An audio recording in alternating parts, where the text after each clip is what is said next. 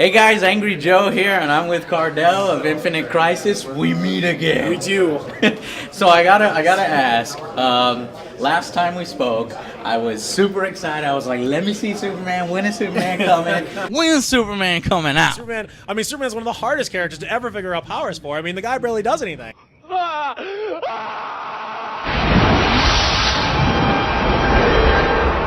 Superman is finally out, you guys. I got some footage of him. Kal-El is a powerful bruiser who excels at initiating and finishing team fights. And I've got some footage of Mecha Superman, which is brand new Superman. When the young Clark Kent connected a crashed Kryptonian space probe to his family's agrobot, an amazing new robot was born. Clark named the robot Kal and tried to teach him what it meant to be human. So obviously super excited. Tell us a little bit of how Infinite Crisis has evolved since we last talked. It's a ton. Yeah. It's a ton of stuff. Wow, so let's see. I'm sure the first time we talked, last time we were talking about Coast City. It was like, we're gonna work on Coast City. You've never heard of this map. It's never happened before. Like, great. We built Coast City. We've done a lot with Coast City. Doomsday Device, craziness. Like you see Ferris Air blowing up. You see Statues of Green Lantern blowing up. Yeah, that was nuts. And now there's a new one, Gotham Divided. So now we're going to talk about Gotham Divided. Yeah. And Gotham Divided came out, I want to say the end of January, and I've been seeing all sorts of people do crazy stuff with that map, and it's been awesome just to kind of watch how people's games have evolved.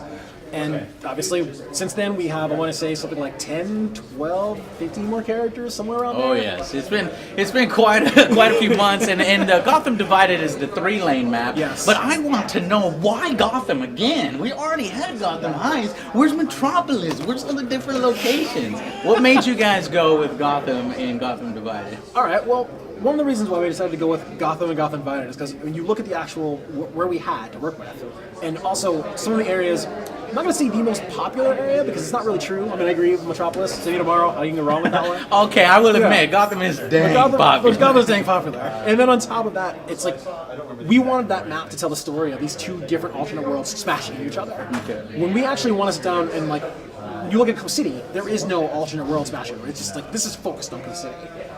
When we do other locations, we're going to want to do something similar to that. Like where it's like, you're in Metropolis, this is where we are. Like, there's no doubt. Like you see that Daily Planet sign up there? Yeah. Like this is it. Like this is where the big dog lives. Yeah. And I think that when I looked at that from the world of, I wanted this intrusion, like to be obvious in the map, where it's like on the left side you have a steam-powered gaslight area to the point where you're gonna hear different sounds. There's gonna be different music that plays when you're on that side of the map than when you're looking in the other side of the map. We wanted it just the map needs to have its own narrative, and it's not like it is for other games where I'm just gonna build a narrative experience that you then have to go down. It's like each time you play, it's a different experience entirely. Like if you're gonna play Green Arrow, if you're gonna play Cyborg, if you're gonna play Mecha Wonder Woman, they're going to play differently, and you're going to have a different experience for each one of them. Now, I have to give your team props. So obviously, people are going to have a lot to say when you create one of the most popular superheroes, Superman. I had a lot to say when he first came out. But I think overall, y'all did a really great job creating him. I mean, the only thing I think is hilarious is that he sort of flies like Meteor Man. Have you ever seen that? He flies sort of close to the ground. Yes. Yeah, but so why did y'all choose to have Superman sort of grounded and walking instead of hovering and flying? Well, there are a few different reasons. I think one of them, the biggest one right up front, was it's easier to make his power obvious when his feet are planted. The dude's like floating, it just doesn't look right. And we tried quite a few times. You mean like the impact behind the punch? Like it looks better when if you're grounded, it looks like your blows hurt a lot more than they are if you're just kind of floating around. And I think on top of that, there's the other side of like we wanted Superman to be more grounded. We wanted him to look like he's gonna like, look, I'm like one of these people. That way, when he uses powers that pulled him off the ground, it's that much more awe-inspiring and frightening. Because like when you see him standing there, next thing you know, he kicks off his ultimate, and you hear "not this time," and you see him start to float in the air. You're like, oh, this isn't gonna go well for me at all. And everyone has that one moment where they're like, is that line coming to me? Oh crap, that line's coming to me. And like they're trying to move, and next thing you know, he smashed at the wall. Like that was exactly what we were looking for. And it's a jarring change, and it's a very obvious one. Yeah. And that was it. The ultimate is quite well done. And even if you don't like that particular Superman, I think the strength of Infinite Crisis is one thing that makes it unique from other MOBAs is the fact that there's 5 other Superman, exactly. I read on the forums there's actually 6 universes. I thought it was 5, but there's actually 6. Well, you're thinking, when you say 5, you're just you're glossing over Prime. That's all. Oh, So, Prime, yeah, right. like, So there's 6 yeah, total 6 with total. Prime included. Yep. So, I mean, if you don't like that particular Superman, there's always different types of Supermans. You got a Bruiser, Enforcer, maybe an Assassin, Marksman, some different things in the future. Tell us a little bit about the brand new champions that you guys just showed off. All right, so which Start one? with Green Arrow Let's because say. I've been watching the show recently and I love that show, so I'm into Green Arrow. Marooned on a desert island, Queen honed his bow skills to survive, pledging his life to making things right and donning the mantle of Green Arrow. Again, I just want to say, I mean, they didn't see your game yet, but the fact that you did not fail the city is super important for me. I did not fail You did not the fail the city. city. Like that is super important. Yeah. As you can see, Green Arrow fans here.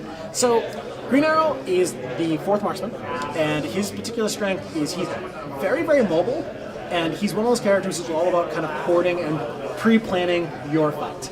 So every single time you use an ability, you normally get an immediate effect from when you invoke the ability. So in some cases he will tumble, in other cases he preloads his arrow, so his first shot next time does more effects.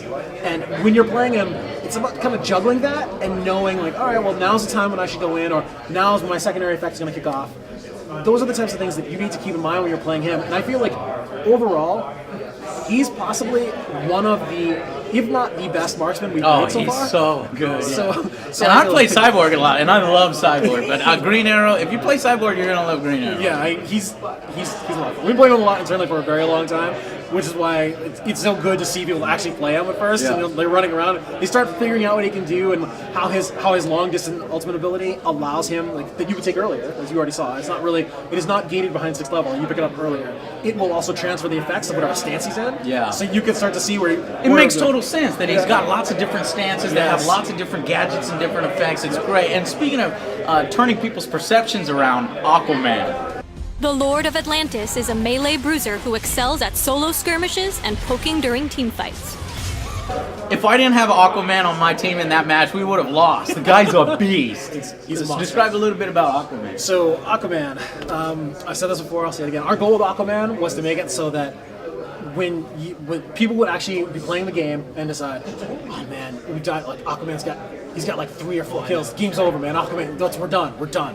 I wanted people to actually be able to say that because we want to make Aquaman. I feel like he's actually the highest skill cap character we've ever made. Yeah, like, he's really. I'm like, people can play him and they can do okay with him, but if you were really good with Aquaman, you could do horrible things to people, and he makes people look stupid. Like It takes practice, though. Oh yes. Well, the fact that he has effectively those 3 different types of ultimate abilities based off of when he uses them makes him so effective. I mean, obviously, it's like you see the Trident come out of nowhere, and next thing you know, it's like, oh, here he comes, and Aquaman like rockets over the wall and like spears you in the face, and you're like, oh, that sucks.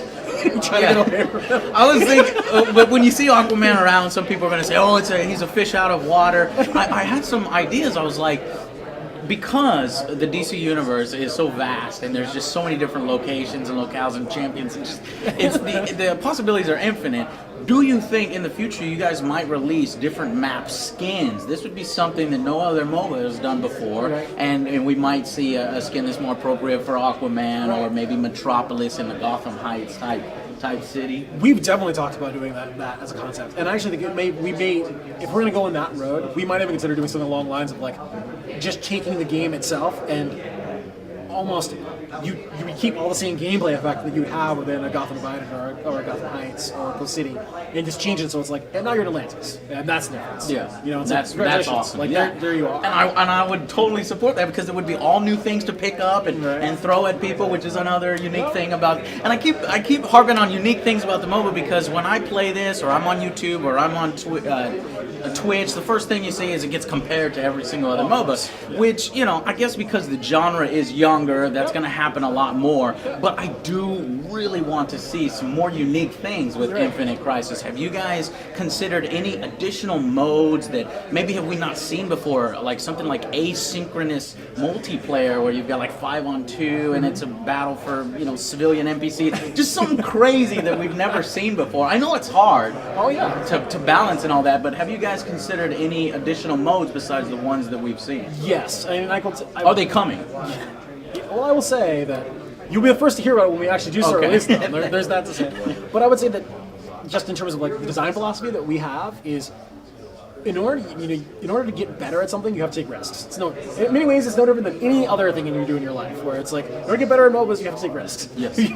So one of those is you have to be willing to experiment. You have to be able to try different places. And internally, we are going to continue to try different versions of maps because you learn as much from the successes as you do from the failures. Like every single time you try something new, you just get better at what you were doing before.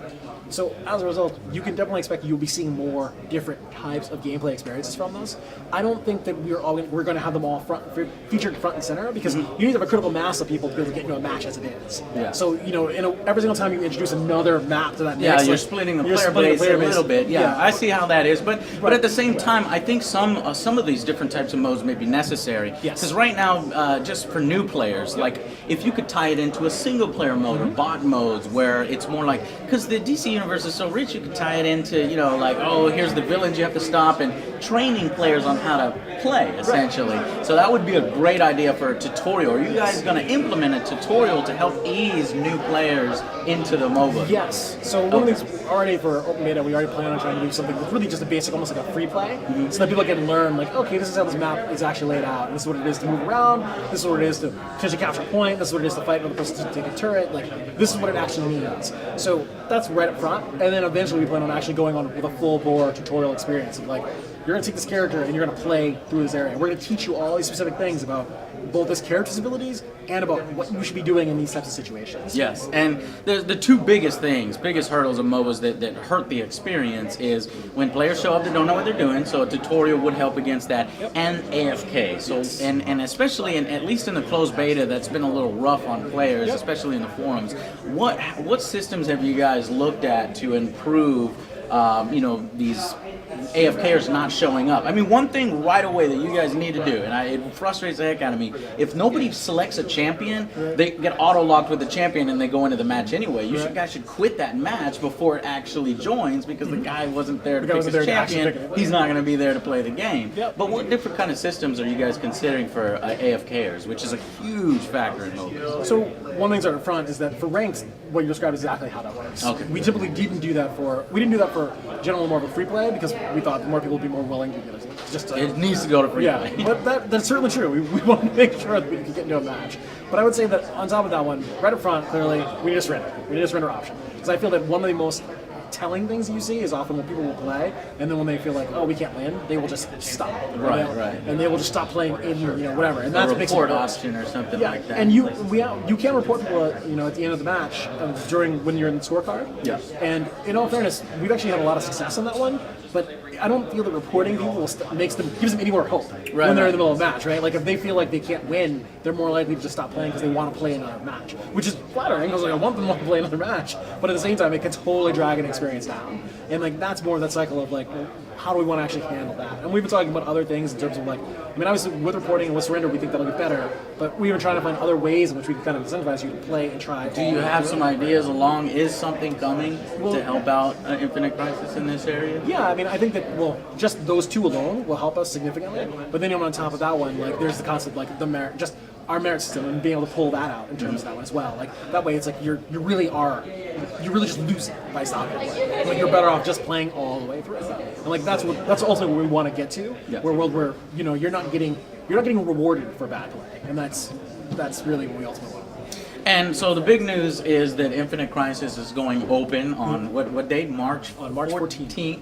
So that'll help out the player base. A lot more players will come in. Hopefully, do you know if you'll have your tutorial in by then to help out those new players? For March 14th, what you're going to see is we're going to have our free play experience where it's like, again, you will jump into that queue with a bunch of other people, be match made. So it'll be 5 of you versus no one else.